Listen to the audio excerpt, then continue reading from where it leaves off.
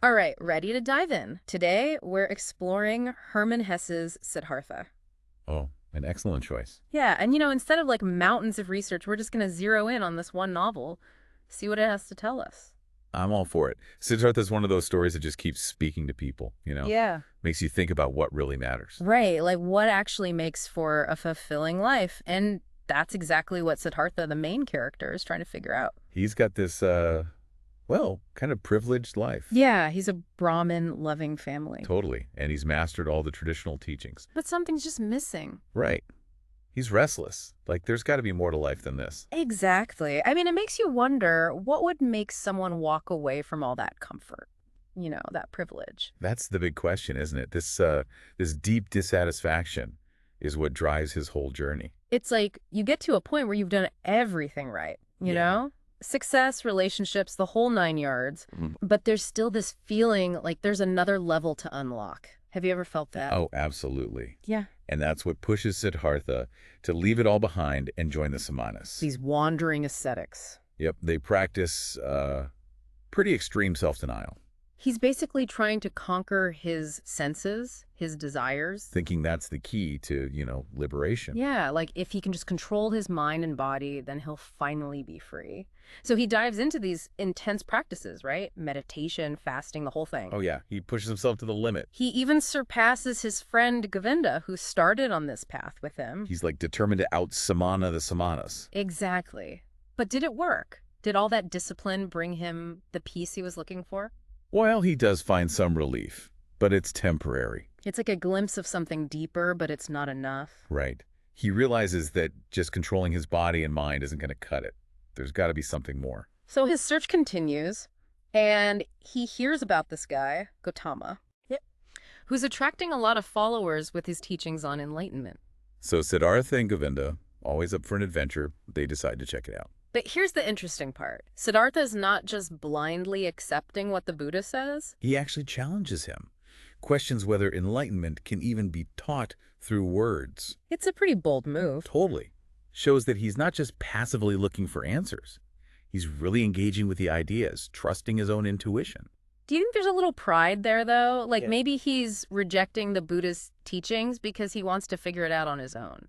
Maybe a bit, but I also think he genuinely sees the limits of dogma. Like, true enlightenment has to come from within.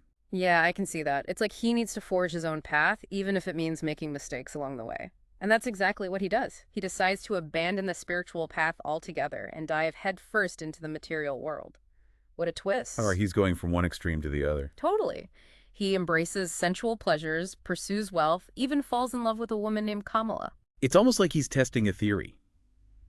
If denying his desires didn't lead to fulfillment, maybe indulging them will. He becomes a successful businessman, learns the art of seduction. For a while, it seems like he's found what he's looking for. But is he really happy? Is that surface level pleasure enough to satisfy that deeper yearning? That's the big question, isn't it? We'll have to wait and see what happens next.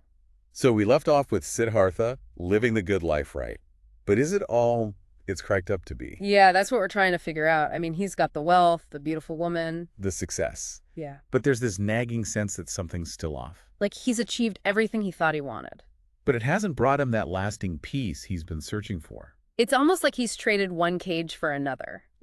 Before it was the strict rules of the Brahmins and the Samanas, now it's the endless pursuit of pleasure and wealth. Right. And Hesse does a great job of showing how that cycle of desire just keeps going. It never ends. You get one thing and then you immediately want something else. Exactly. And it's not just Siddhartha. He sees it in everyone around him. It's like this universal human experience. We're always chasing after that next thing, thinking it'll finally make us happy. And then we get it, and it's like, okay, what's next? Totally. It's like that feeling when you finally achieve a goal, but the satisfaction fades so quickly. You're already on to the next thing, never really stopping to appreciate what you have. Exactly. So how does Siddhartha break free from this cycle? He doesn't just snap his fingers and become enlightened, right? No, it's a process. And it starts with a dream. This really vivid, symbolic dream. Oh, interesting. What kind of dream? It's not spelled out exactly, but it clearly represents this emptiness he's feeling. Like a wake-up call. Exactly. It makes him realize he's been chasing shadows, Ignoring that deeper longing inside, it makes you think, What does it take for us to have those moments of clarity in our own lives?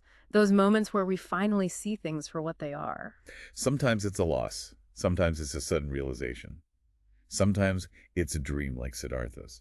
But it always shakes things up, Yeah. makes you reevaluate what's important. Absolutely. And for Siddhartha, it leads him to make a huge decision.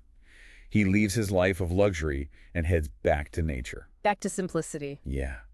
He's drawn to this river, which becomes like a symbol of, The flow of life. yeah, exactly, constant change, everything moving and interconnected. And he meets this guy, Vasudeva. The ferryman? Simple guy, but incredibly wise. He becomes Siddhartha's mentor. Guides him on this new phase of his journey. Okay, but hold on. He just walks away from everything. His business, Kamala. Yep. Leaves it all behind. That takes guts. Definitely. But do you think he's running away from his problems? Or is it more about him finally choosing his own path? I think it's a bit of both. There's courage in walking away from everything you've built. But there's also this sense of him trying to escape the pain of his disillusionment. Trying to find some peace. Maybe, but he's also shedding all those layers of identity he's accumulated over the years. The Brahmin, the Samana, the businessman, the lover. Exactly. He's searching for something deeper, more authentic. And he finds it in the river. Well, the river helps him find it within himself. It teaches him about the nature of time, the interconnectedness of everything. Patience, acceptance. Right. All things we could probably learn from ourselves. When was the last time you just sat by a river and really listened? Good point. We're always so busy, so focused on the next thing. Exactly. But sometimes the most profound lessons come from simply being still, observing the natural world. So Siddhartha's found his peace by the river. The end, right? Not quite. Life has a way of throwing curveballs, even when you think you've got it all figured out. Remember Govinda? Siddhartha's old friend. Yep. Well, he shows up again, and things get interesting. And then there's Siddhartha's son who enters the picture. Oh, wow. I bet that adds a whole new layer of complexity. Definitely. Family, love, loss. That's where we'll pick up in part 3.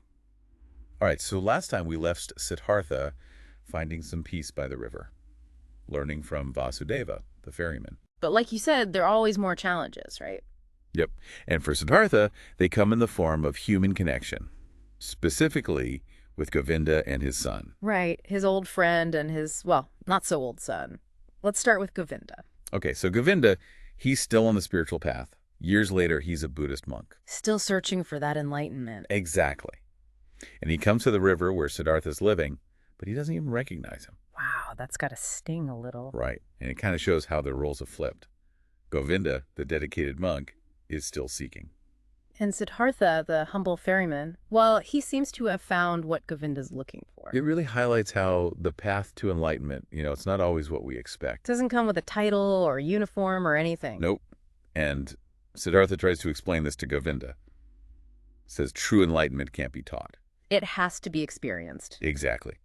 But Govinda, he's still stuck in that mindset of needing rules, needing a doctrine. A clear path to follow. I think a lot of us struggle with that, wanting a formula for everything. Oh, absolutely. We want to know the steps, the guarantees.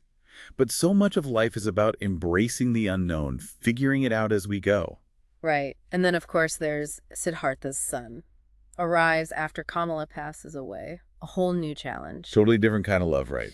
Yeah. He's confronted with this intense paternal love. But also the pain of seeing his son reject his way of life. The boy, he's grown up with privilege, comfort. He doesn't understand this simple life by the river. It's like a classic parent-teenager clash, but with deeper philosophical layers. Yeah, Siddhartha wants to guide his son, but without forcing his own beliefs on him. Learning to let go. It's got to be tough. It is. And that's where Vasudeva, the ferryman, steps in again. The wise old mentor. Exactly. He tells Siddhartha to trust that his son will learn his own lessons, even if he makes mistakes. Tough love. Yeah. But sometimes it's the most loving thing you can do. Right? Letting go. Allowing someone to find their own way. And it's a turning point for Siddhartha. It's not just about his son. It's about surrendering control, accepting the flow of life. Realizing that we can't force our will on others, or even on life itself. We can only choose how we respond to what comes our way. And that acceptance, that surrender, it leads Siddhartha to a new level of understanding. True enlightenment. But how's that shown in the novel? It's not like he suddenly starts glowing or something, right? Not quite. It's much more subtle, internal. He's still a ferryman, but his perception of the world has changed. He sees the interconnectedness of everything. Yeah, radiates peace and compassion. He's no longer seeking enlightenment. He's embodying it. And that's what Govinda sees in their final encounter. Govinda's still trying to understand it all, and Siddhartha just smiles. A knowing smile. And in that smile, Govinda gets it, experiences that unity, that understanding that Siddhartha has found. Sometimes words just aren't enough. So after this whole deep dive, what's the takeaway? What can we learn from Siddhartha's journey? Well, it shows us that enlightenment, it's not about some far-off goal. It's about embracing our human experience with all the ups and downs. Finding wisdom in everyday moments. Exactly. Listening to our own inner river, cultivating compassion for ourselves and everyone around us, and realizing that the journey itself is the destination. That's where the real fulfillment lies. Well said. And